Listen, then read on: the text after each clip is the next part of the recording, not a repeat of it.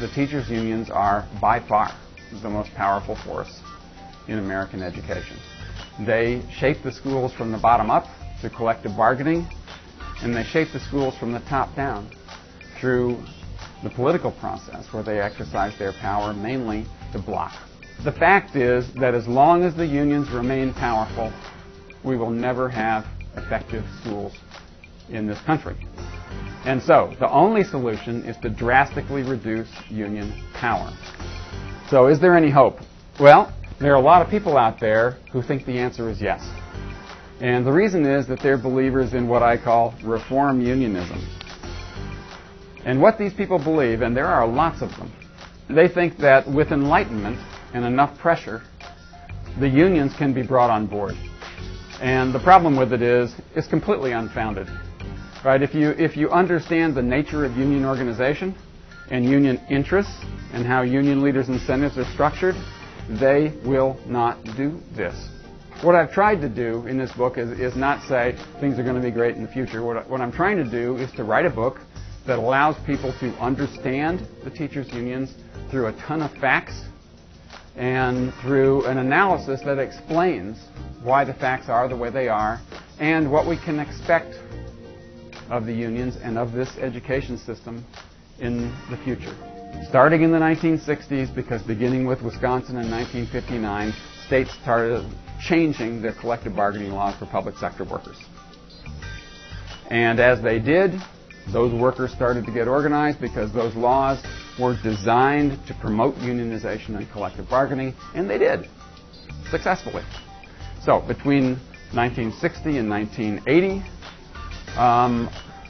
teachers, police officers, firefighters, nurses, sanitation, they all got organized. So what happened here is that we have a system that fundamentally changed. We have a system in which suddenly we have union power. And when there are any threats to the system, there is a powerful group to act against those threats and stabilize the system and protect it. Bottom line is that unions, with the support of their members, will do things that are not good for kids and not good for schools. Okay, they do them because that's how you protect job interests. They don't want to do things that are bad for kids in schools, but they do them because that's what they have to do in order to promote their job interests.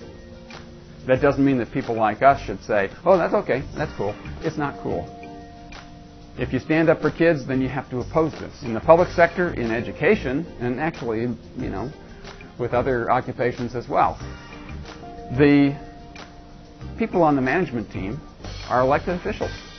They're the ones who have authority over the collective bargaining process. They are often bargaining with their allies, or with people who are beholden to them, or with people who are afraid of them.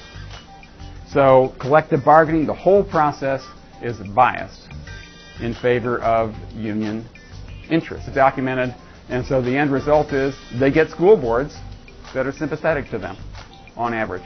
That's the way it works. This is a bad system, right? You can't expect that system to work out well for kids and for effective schools.